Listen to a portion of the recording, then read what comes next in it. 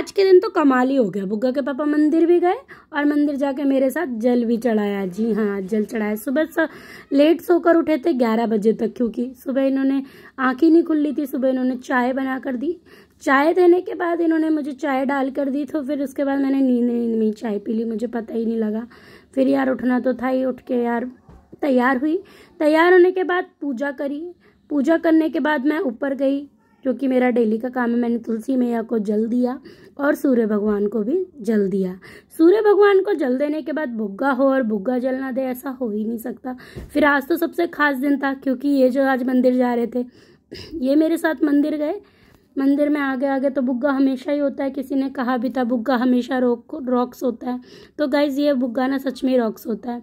तो मंदिर में गए। मंदिर में जाने के बाद देखा कि यार मंदिर में ना बहुत फैला हुआ पड़ा था, तो रोज़ का काम है, देखो सफाई तो करनी होती है। बुग्गा के पापा ने आज देखो झाड़ू लगाई और उसके बाद ना मैंने पोछा लगाया वहाँ पे। पोछा लगाने के बाद यार एक बात है कि मंदिर में कभी भी तुम सफाई करोगे ना, तुम्हें बहुत अलग सा सुकून महसूस होगा। उसके बाद मंदिर में पोछा लगाने के बाद वहाँ पे सफाई कर दी पूरी। उसके बाद हम लोगों ने पूजा करी वहाँ पर, और 2-4 आंटियाँ भी आ गई थी। वैसे तो आज हमें काफ़ी लेट हो गया था। बुग्गा ने भी झाड़ू लगाई और बुग्गा की अनोखी झाड़ू थी, ये देखो पता नहीं कहाँ से मट्टी लेके आया और वहाँ से झाड़ू लगाने लगा।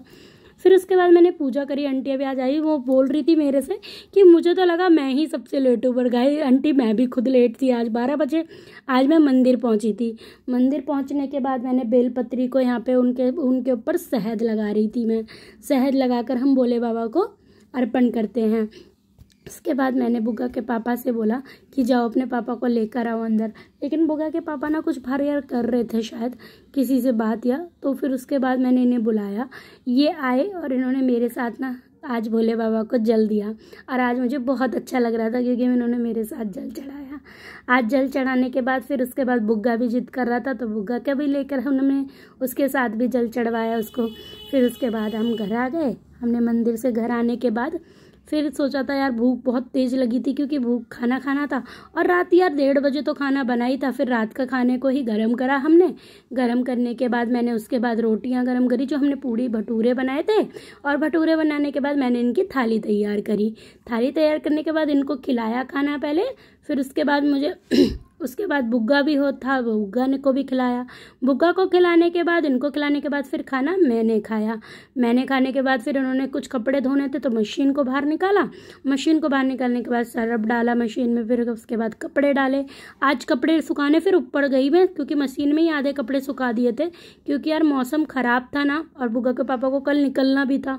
तो आधे कपड़े मशीन में ही सुखा कर मैंने बाहर बस इसलिए ऊपर सुखाने, तो थोड़ी सी हवा देनी थी यार कपड़ों को हवा देने के बाद फिर मैं नीचे आ गई। नीचे आने के बाद यार फिर आके हम पूरा दिन सो गए। 5:45 बजे सोकर उठे। फिर उसके बाद चाय पीने का दिल हुआ, चाय को उबाला। फिर उसके बाद चाय करी, चाय के साथ नमकीन खाए। मिलते हैं नेक्स्ट वीडियो में। आप जब तक चैनल को सब्सक्राइब कर लेना। राधे राधे।